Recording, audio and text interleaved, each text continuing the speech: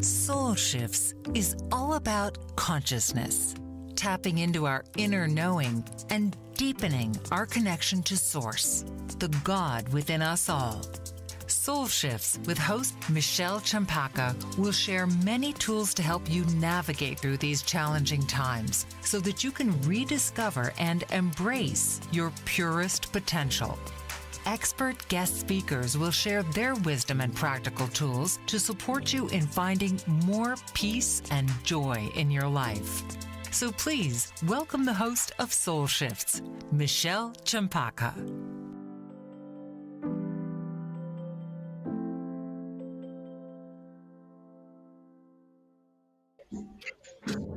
Hi, welcome to Soul Shifts. My name is Michele Cempaka, and today I have a very special guest all the way from Oaxaca City in Mexico.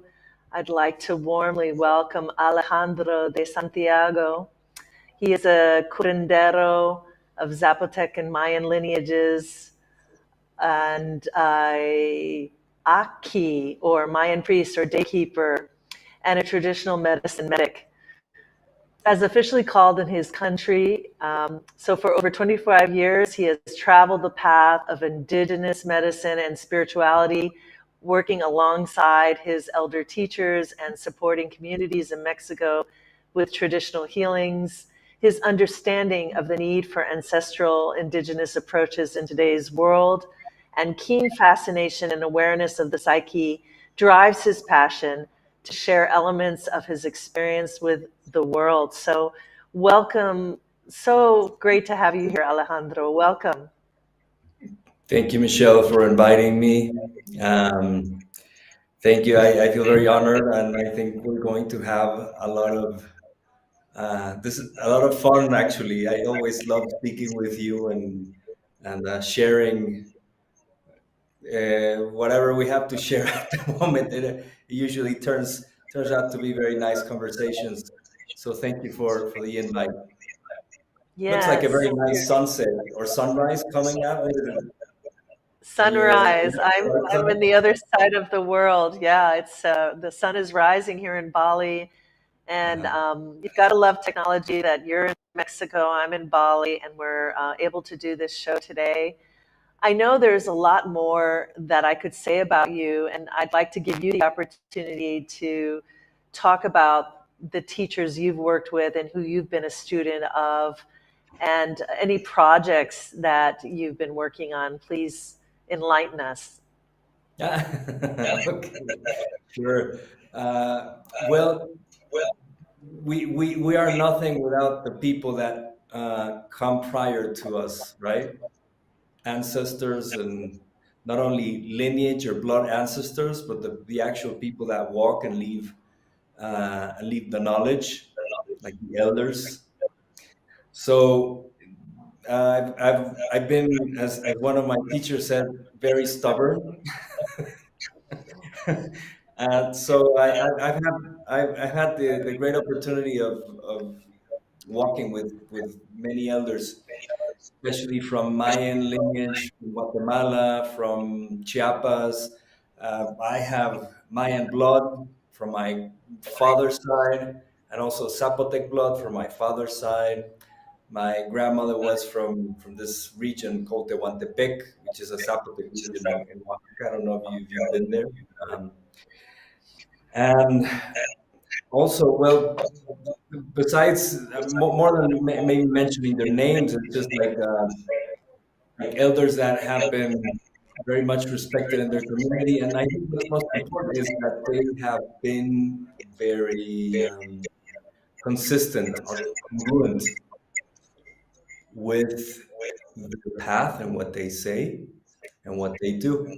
So many of them, besides being curanderas or curanderos, they give a lot of social service. They've always working with communities in order to most of the times generate awareness on indigenous wisdom and indigenous medicine, and revitalizing that in places where that has been lost, even in indigenous communities. But so basically, those are my teachers.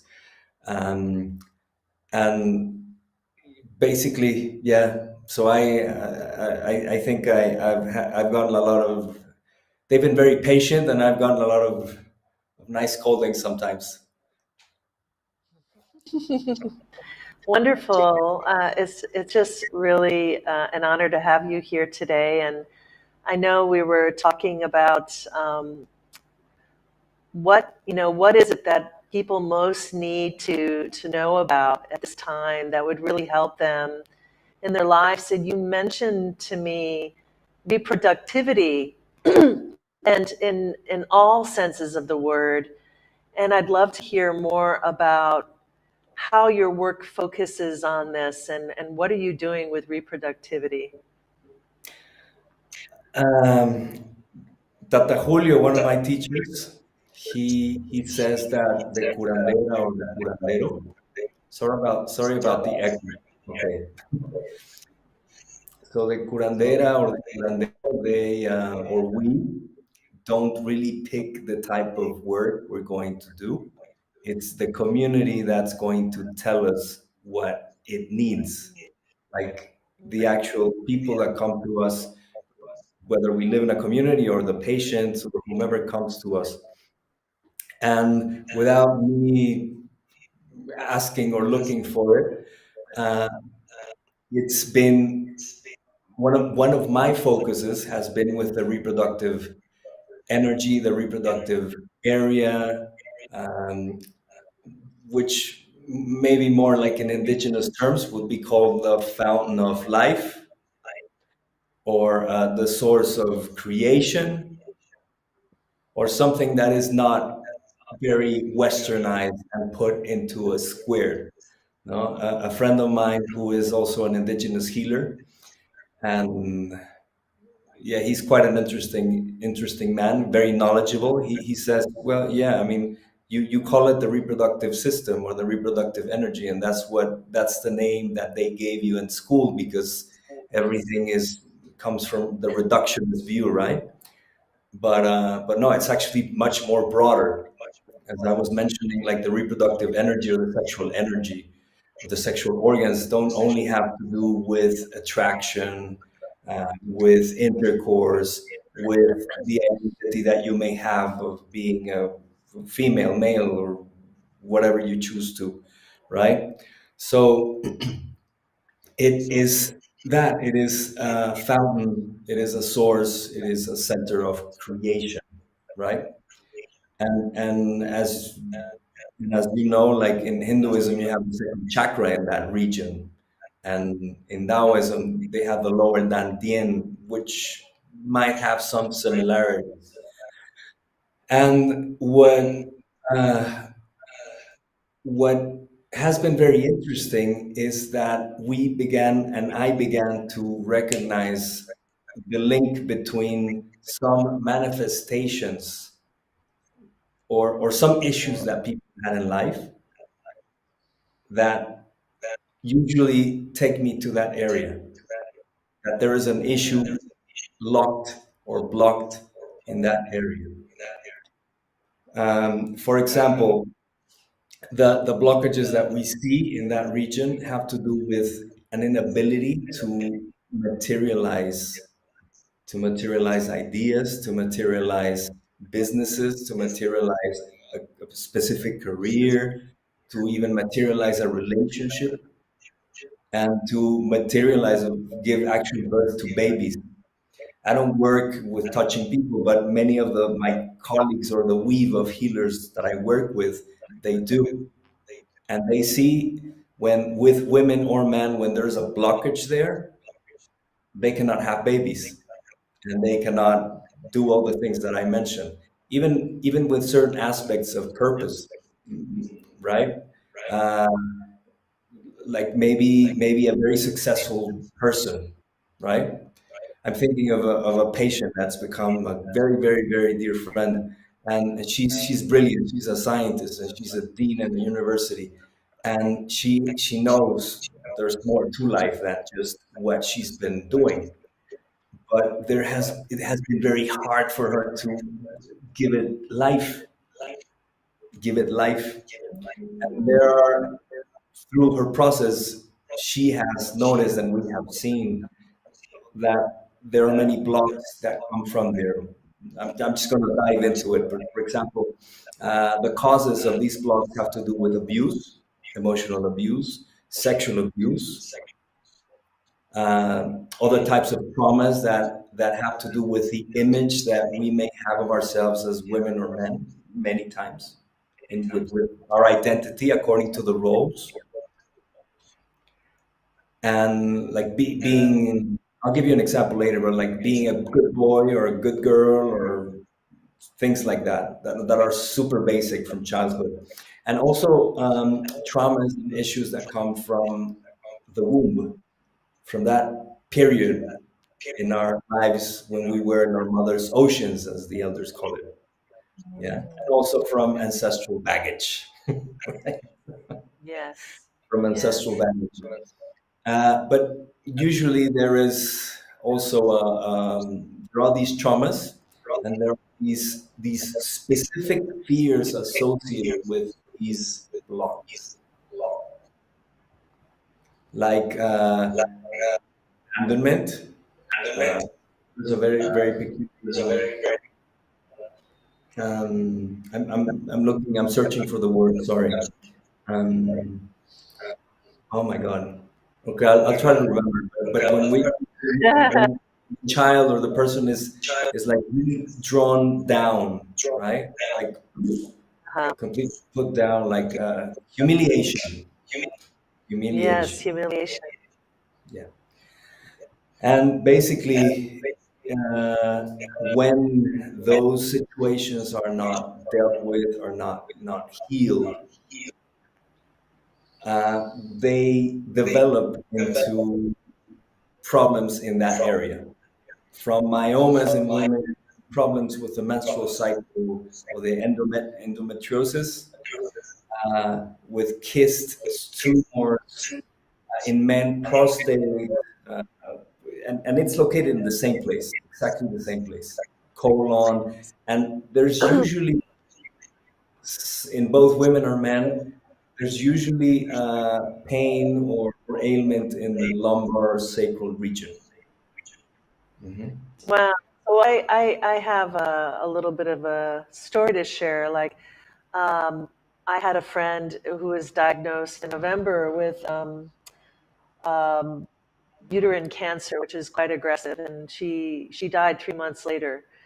And Oh, she had those cysts in her uterine area, and for a while, and she didn't take care of it, obviously, and then it became cancer.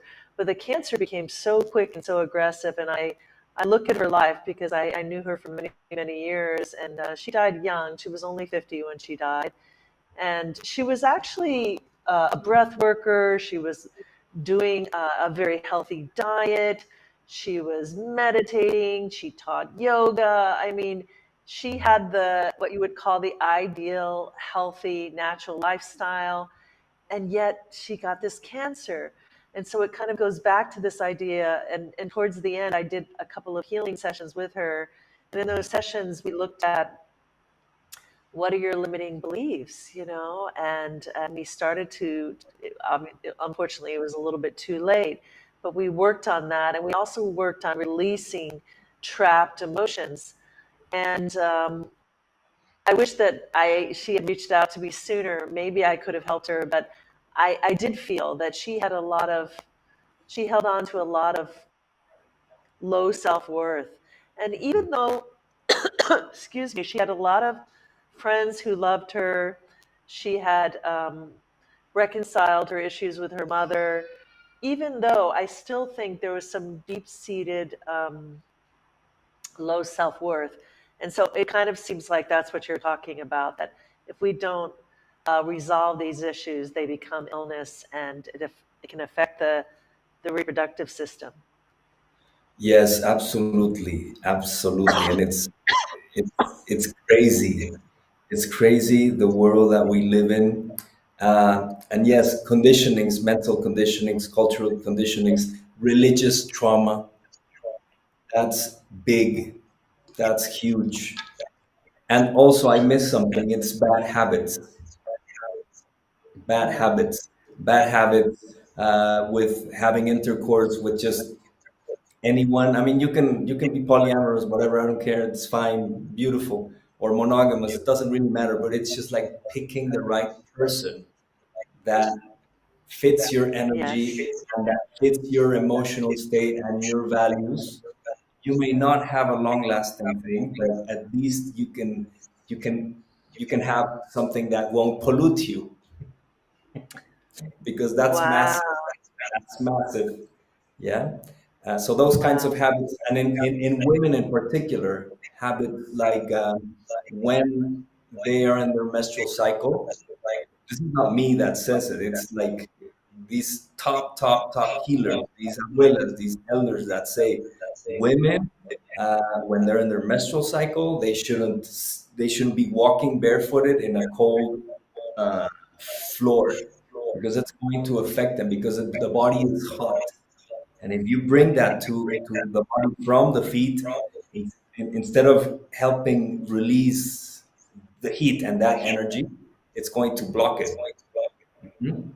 And Oh, it makes, wow. yeah, and drinking cold things when you're in your menstrual cycle and things like that.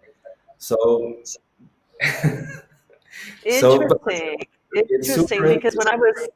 when I was a young girl, I started menstruating young at 11, and I had horrendous menstrual cycles. It was excruciating. I would be in bed, curled up in a ball. Like I just couldn't believe my mother didn't ever take me to a doctor.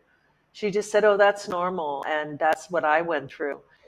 And so there comes in that ancestral thing. She's kind of like, well, we're supposed to suffer.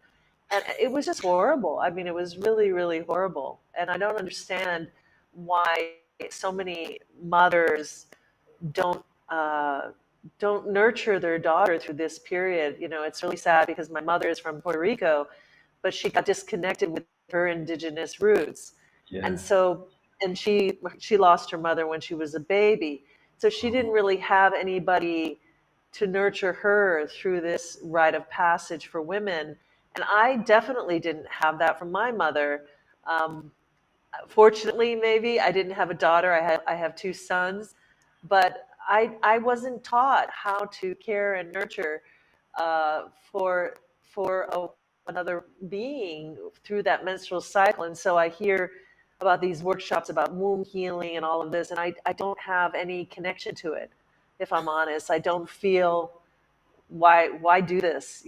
So this goes back to what you're talking about. It's very Oh, interesting. this is very interesting. My friend of mine, we do. I've told you, right? We do collective ceremonies. I do collective ceremonies once in a while, actually often. And I was asking her because she's someone I trust, and she's always around. And I asked her, what do you think we should focus on, right? Because I mean, you've been there. I don't know. What do you think?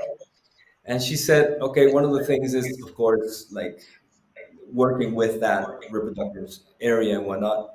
But she was telling me, she went on speaking and saying, and you know what would be very interesting when you work with these other elders, 'cause she knows them, is the focus that you give on this work, because I've been to many, not to demean, I'm not saying this to demean anyone, but she said, because I've been to so many workshops on the connecting with your uterus and this and that, and that this is what she was saying. But for me, it was like, eh, so so what? I haven't been to one of them. This is not me. This is my friend speaking. And she said, when I met you guys, and when I met specifically Evie, and she's a Mayan healer, she was like, whoa. And the way that you do it's like, whoa, like, like completely in a different, very different. Mhm. Very different, and Yes. it goes very, very, very, very deep. Um, and it's not just, okay, just just you go very deep and you confront, and then you help people like reflect and actually search for like the thoughts, the conditionings, as you mentioned, right? And Wow. and one of the things that we do, or the ceremonies do, and we don't do anything. I don't do anything, but it's that it's like memories that are just somewhere in the little corners of our subconscious mind, somewhere hidden, not wanting to come out. No, it's like, and you know this, right? Being in ceremony and the like the different communities, the spiritual communities helping into healing, and boom, no, the memories just come out, and then it's like, oh, I see you. You've been hiding there. You've been hiding there. So now it's time. It's time to go. It's time to go. And, anyway, I think I rambled a bit, but I also wanted to mention something else about the conditionings and the cultural and historical conditionings. And I don't know, maybe a year and a half ago, I bumped into this researcher, into this academic, and I found some very very interesting information that till today I mean, society still has it on a very deep subconscious level, right? It has to do with, okay, no, you have to suffer, you have to suffer, right? Can I just briefly go through these two periods of history that just are horrible for us, for humanity? Okay, I'll try to be brief. And I say this with great respect with for everybody's faith and religion, but I'd like to focus more on, or not on the faith, but yes, on the people with very dark minds that manipulate information. Okay. Okay. So when Christianity was born, it was born in the pagan society of the Greco-Roman culture, right? So the body was sacred, nature was sacred, everything was sacred, right? We don't just destroy woods because, right? So the skies, everything is sacred. Okay, so the first Christians were very in tune with that until this other branch of the church arose, and they wanted paganism out. Okay, so centuries pass, and then this emperor Theodosius arrives, and he says, okay, we got to annihilate everything that has to do with nature, because it has to do with paganism. So first thing, okay, so everything that gives pleasure, right, develops into sin. Okay, so nothing, no pleasure, because paganism is pleasure. We're against that. Okay, so first thing that he abolished was to take showers. Did you did you really hear that? This he abolished taking showers. That's crazy. This is absolutely crazy, and anyone can research this. So no showers. It's the first time where monogamy actually arose, and it became like institutionalized. So no flinging with anybody else.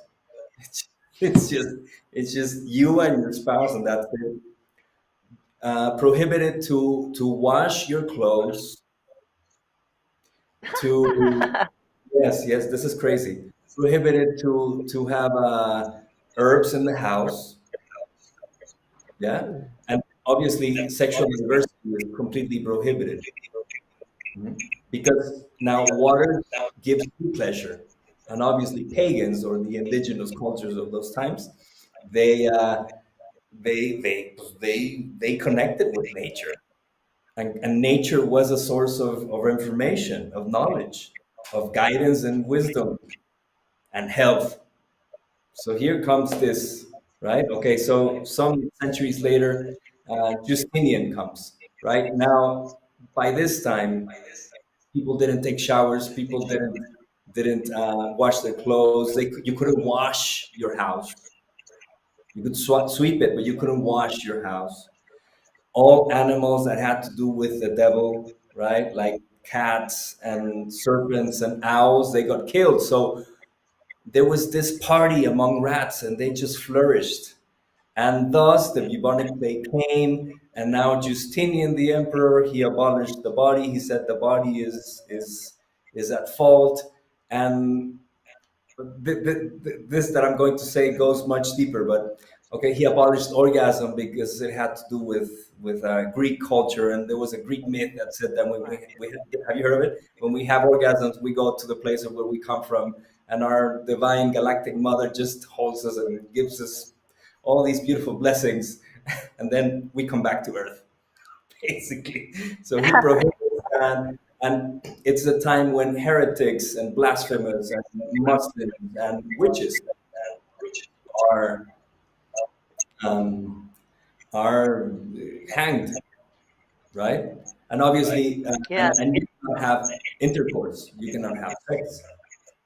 So, and it's the time where there was you couldn't create any art, any music, anything that didn't have to do with the church.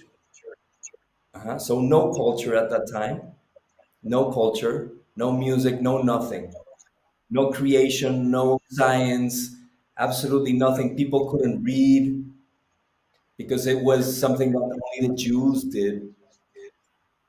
So there was, it became a culture of pain. Oh my Pain goodness. became like a doctrine. It was the for the church. It was beautiful. It was beautiful to smell like somebody that doesn't shower ever, and to suffer because it had to do with like no, you were like Christ because you were suffering like Christ suffered in the Right, right. Become cross. the martyr, be the Yeah. martyr. So Yeah. And then, of so course, if you're suffering, you're going to be devoted to God, right? Because you want to get out of suffering. So exactly, like exactly. it's like And just the one wheel of brief thing. samsara. Yeah, it's Samsara. exactly. Yeah. Oh, you put it so wisely. I like that. Yes, exactly. You'll continue in that samsara. You continue there. Sounds Yeah, horrible. absolutely. Just one brief thing. Obviously, who were witches? Women that healed with herbs, right? Maybe there were some witches around it. So what? Good, fantastic, beautiful. We needed that. But if you healed with herbs, that was a sin. Do you know what heretic means? Okay, it comes from Please tell ancient us. Greek, and basically it comes from a person that has the courage to decide their own life. Ah, And blasphemous, of course, are the people that talk bad about the church. yes, So exactly. if Exactly. this censorship sounds familiar to something, it's no chance. So in terms of witches, I've had a couple of lifetimes as witches. I've remembered in meditations, and one I was put into a wooden box and drowned, to prove, I guess, that I was a witch. And the other one I was burned as a witch. So it's a very very vivid memories of me being a witch and being killed. And so part of my healing journey has been to heal the fear around being able to show up in the world as a healer. And so I've done a lot of work on that. But yeah, this was a crazy time, and I do have memories of it. It was really intense, very time to be alive. It's really Yeah. crazy what humans can create as a belief system and nobody question it. In this case, I mean, you had like the armies, right? I mean, you have to comply or you'll die. You have to comply or you'll die, right?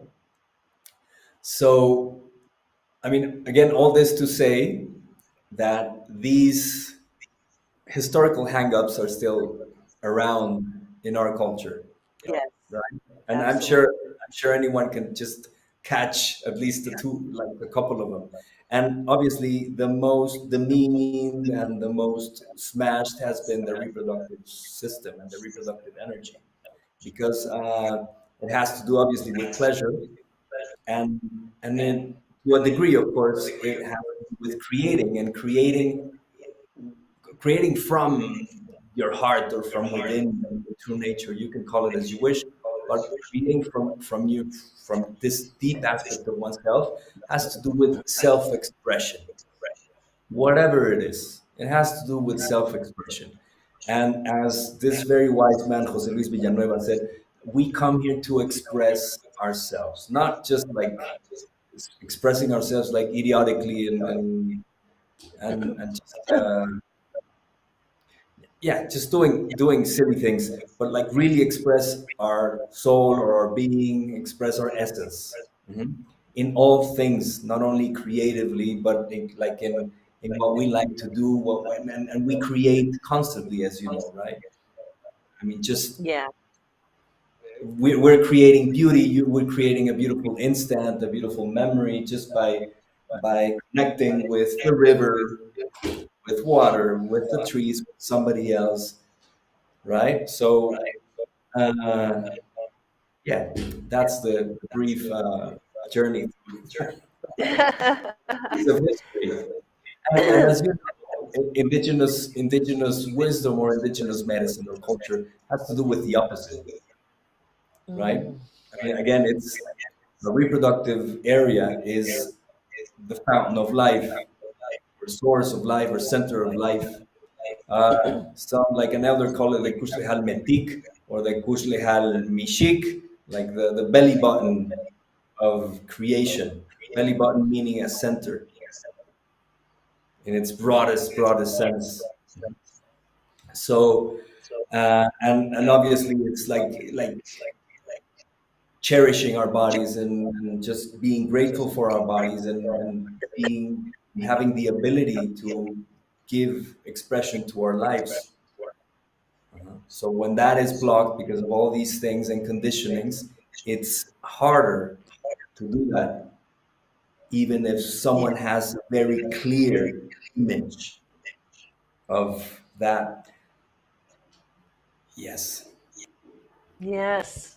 Wow. Well, thank you for explaining that so eloquently and giving us a deeper understanding of how reproductivity affects so many areas of our lives. And you know, I know that my mother, she had issues with reproductivity, and she ended up getting a huge fibroid in her uterus, and it was growing, and it was like the size of, I don't know, 4 months, 5 months pregnancy. And so she had to have surgery and have it removed.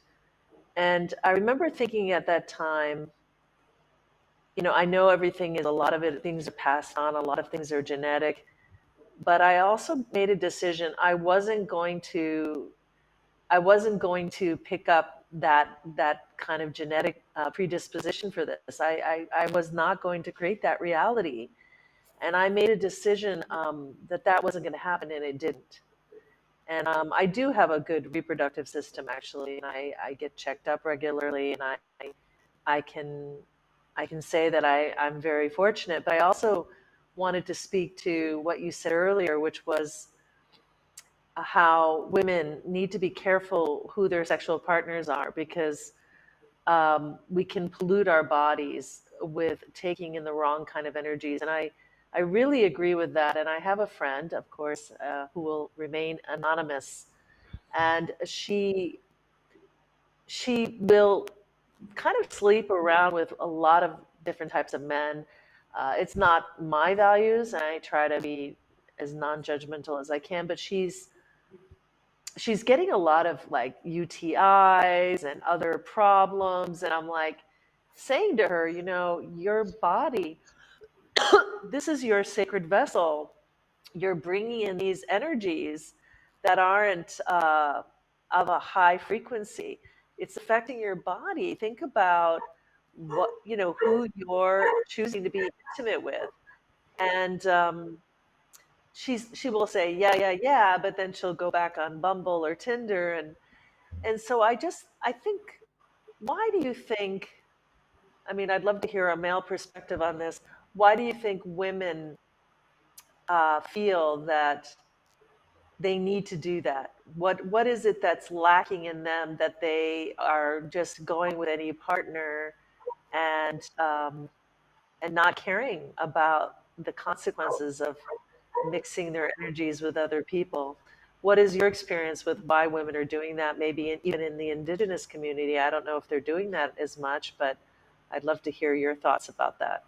I love that question. That's a great question. Okay. Okay. That pollution of the bodies, and I say bodies, the energetic bodies as well, and the physical body is for both men and women. Both, we both get affected. Um, I I think that it's a lot of information that's going on that says you can sleep around, whatever, you can do whatever you want. It doesn't matter. It's just the body. And I think Right. we have a we, we have a disassociation with our bodies, as you very well know. So whatever my body tells me, I have no wisdom. My body has no wisdom. I'm gonna check with a doctor, with a book, with somebody outside of me, but I'm not gonna listen to my body. To my body, to my intuition, to my guide, whatever. I've fallen a lot from not listening to my body and to my guides and to my intuition. But that has caused a lot of problems. So I think first, I think it's that. I think like the culture is pushing like for people just to sleep around as much and whomever and whatever they want. And there have been many cultures in the world throughout times, even today, that they just sleep around with everybody, even some indigenous cultures. And I'm thinking specifically of this book called Sex at Dawn. I don't know if you read Mm. it. It's a very good What is it called? Sex at Dawn. Oh no, I haven't. Okay. It's a fun book, and it just gives you a very different perspective on sexuality and how sexuality and the ideas of sexuality is going to affect the culture as a whole. Everything, right? I mean, look at this culture, right? I mean, we have this big, humongous influence of Judeo-Christian thought, even if we don't see ourselves as Christians or whatever. But I mean, it's there. Okay, so men, you know, in the subconscious, men, or at least in the speech of preachers or whatever, men are higher than women. That in itself just creates a horrible imbalance, right? Your body is sinful, sex is sinful, and all of these idiotic things. So I think it's interesting that things are opening up, but I think they're opening up in a way that's not the healthiest. And I mentioned some indigenous cultures that do this, but they do this within a space and a culture that I think usually is um, healthier, energetically speaking. Not always. You know, obviously, if you have a lot of migration and things like that and tourism, then it's not going to be healthy anymore. But there are many cultures that like keep their boundaries and it's safe-ish, right? Right. There are so that in yeah that now in Taoism, especially the branch of Taoism that focus on sexuality and cultivating and cleansing and managing, if you want to call it. I don't like that word, but anyway, the sexual energy, uh, it is allowed to just stick around with whomever. But something very interesting happens when you practice sexual qigong or other exercises. It's like your antenna goes like this, and then you become very discriminative. You discriminate a lot, obviously, on the energy of the person. You say, not this energy I don't like. right? So there's this sensitivity from doing the work that you go like, no, no, this is not good. I can see all the problems that may come, blah blah blah blah. Okay, so I also think with your question, I also think a law that is pushing this is is some of the things that modern or contemporary feminism talk about, and it's like no, you have to, men have no have been very repressive, so we should do the same thing. No, why can't I just have as many men as I can? Please knock yourself out. That's fine, but uh, ultimately, it's going to affect you and men if they're promiscuous too. It's going to affect everybody, and it's not going to affect only your body, but it's going to affect your energy. And Absolutely, absolutely. absolutely, absolutely, it definitely affects your energy.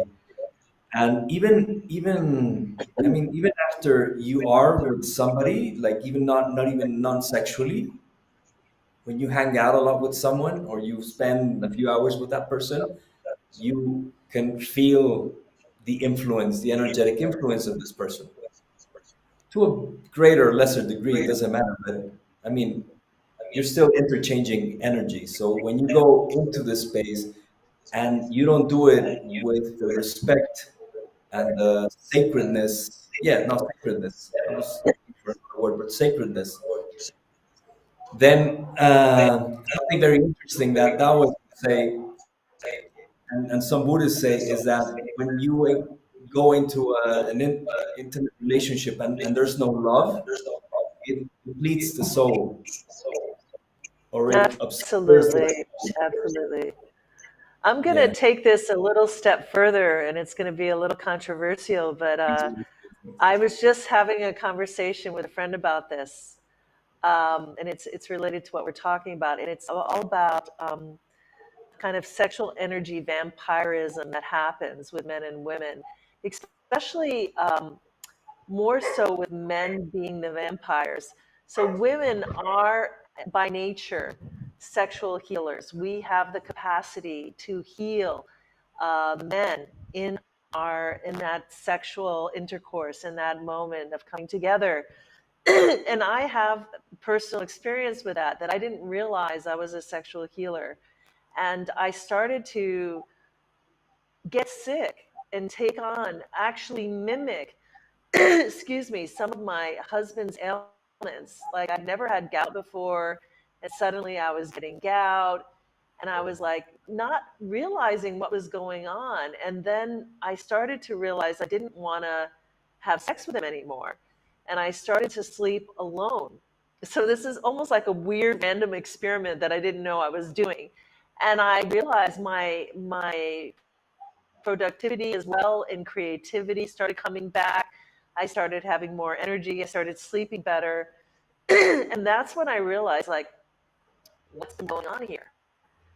And I'm like, wow, he's been siphoning my energy, my Shakti. And this can go the other way too. I'm not just saying that men do it, but men actually, I feel, do it more, to be honest. But what do you have to say about that? Because I love your example. I love what you just said. I'm give me a second because the battery is no problem. I kind of sorry. caught you there. Sorry about that. Sorry. Okay. No This worries. I love this. I love your example. I love what happened to you. It's Well, don't love so because it's clear. not good. Huh? I said, don't love what happened to me because it's not great. But I mean, yeah, Oh, I know okay. what you're saying. Yeah, you're right. You're right. Right. I don't know what happened to you. No, but it's a great example. It's a great example, and I can speak of myself too, like being with someone that, like, I even knew that she wasn't properly correct for me, even if she said she was, and even if she talked that she was, and at the end it just plunged me because I could feel her energy, and not to fall into this victim whatever. but yeah, it did heavily affected me, and she did some very dark stuff that I found out later. So Wow. yeah, it was pretty nasty. Now I think that I've heard more men doing it. Yes. And I see many more men doing it that are pseudo shamans and healers and whatnot. Yeah, That I think that's just so horrendous. So it horrendous. is. It's like the ayahuasca shaman that will do some type of magic thing into the woman and will tie her up to him. I've heard some Wow. really ugly stuff. Do you want to hear a very ugly one? Sure, why not? Okay. Okay. Why not? Like in dark in dark magic, uh, you can attach a dark spirit to a woman and Yeah. then just complete like constantly make her think of you and like call her, but through a spirit, not doing something else, through a dark spirit. Yeah. Okay, I know so this to be true. yeah. I know this to be true. I had a client, she came to me because a shaman in Bali had bound her in a kind of soul marriage and with a kind of symbolic ring. And I had to help her undo that binding. And she couldn't get him out of her mind. He was constantly there. And then we were able to get rid of that binding, and she was okay. So yeah, this stuff is real. It really does happen. It's ridiculous. It's ridiculous. I used to live in Brazil, and my cousin, my cousin, yeah. Um, she told me that there are these posters that say, "I bring back your loved one in 3 days, guaranteed," right? And it's through witchcraft, of course. And she goes like, "Man, I mean, marriage is already just like so. How do you say it? It's not what people make you think it is, no? So why do you want to be with someone like that? No, that anyway, all this to say that yes, why do you want to have someone that doesn't want to be with you willingly? I think it's ridiculous. Ridiculous. Why do you want to be like It's that? Why do you want to be somewhere where you're not loved? That's the most demeaning thing. It's so yes. demeaning. I mean, I see it now. It's just so demeaning. Why not just be happy and be with somebody else, and I'll be happier without you if you don't want to be with me, right? But it's so grotesque and it's so horrible. But no, I've met some women that do that. I've met some women that do that, and actually, an Ajqij, a curandera friend of mine, she says I get a lot of these petitions to tie up men.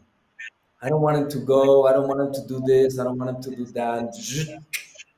But you see, it's interesting because that has to do with those cultural aspects, no, of monogamy and you having to be with only one person throughout your life, Yes.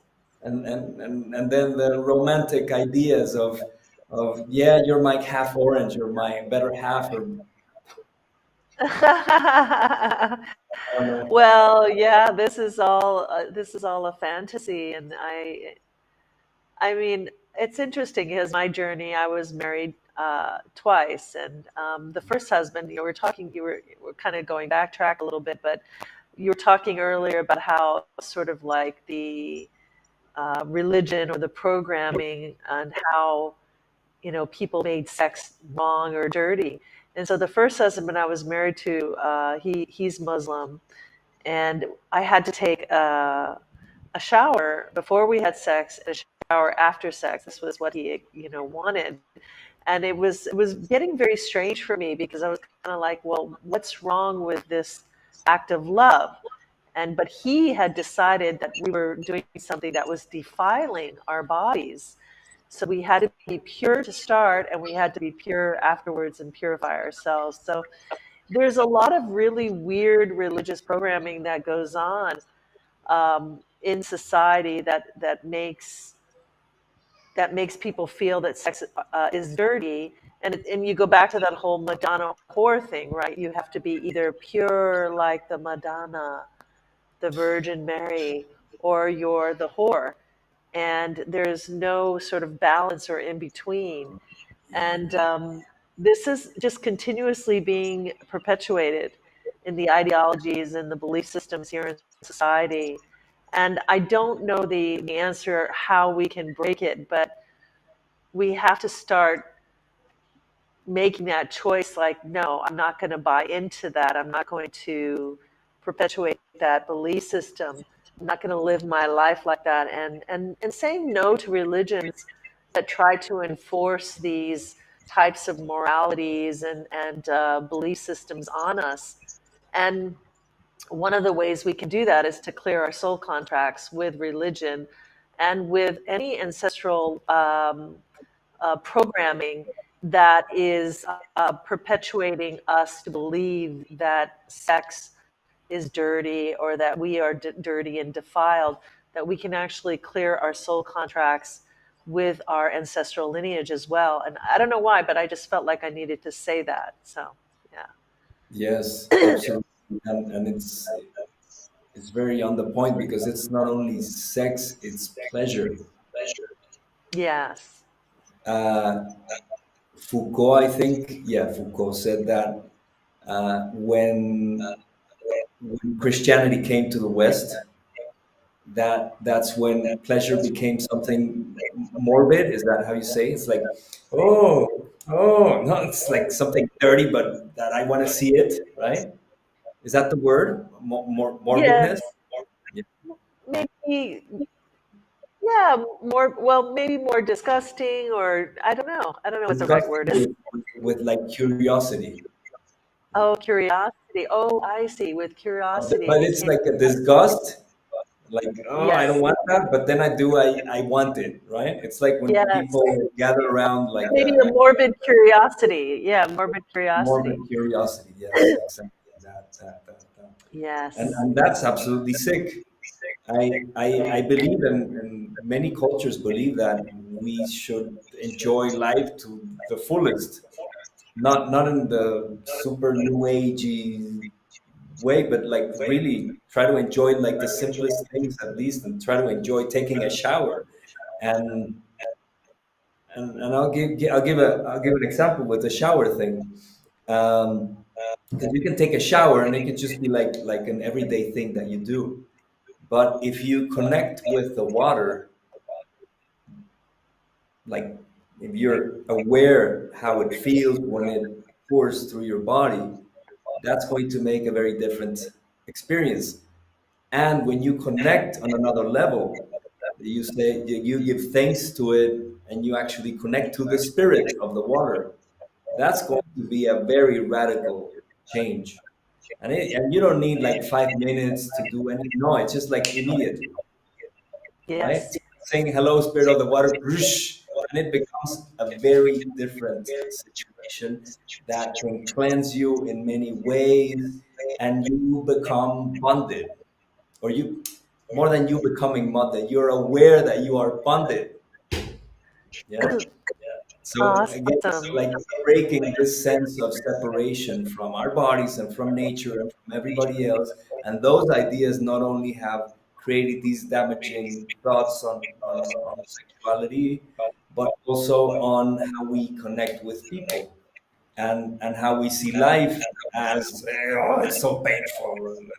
And love is painful and all these very crazy stuff, and you have to suffer, you have to earn your bread with the sweat of your forehead or something like that. Alejandro, I just want to thank you. We're coming to the end of the show, and it's been amazing to have you here sharing your wisdom and knowledge. And how can people get in touch with you?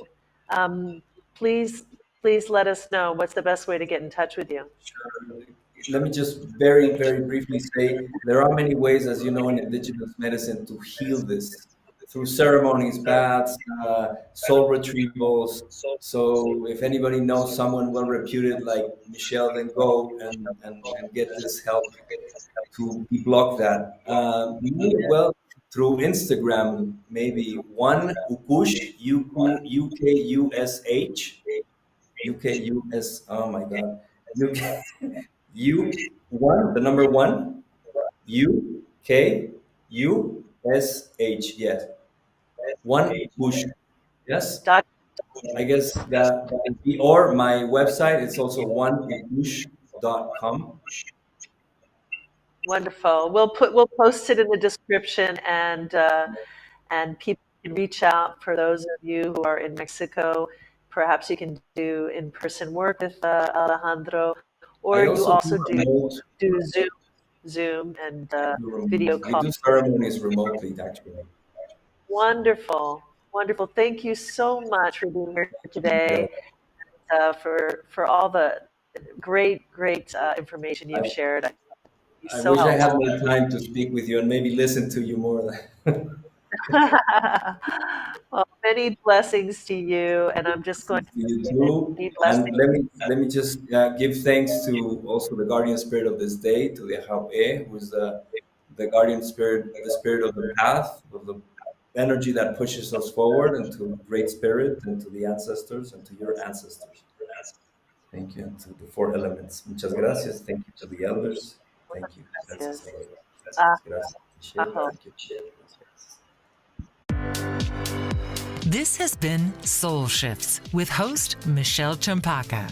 As infinite beings, we all have the capacity to heal and transform our lives.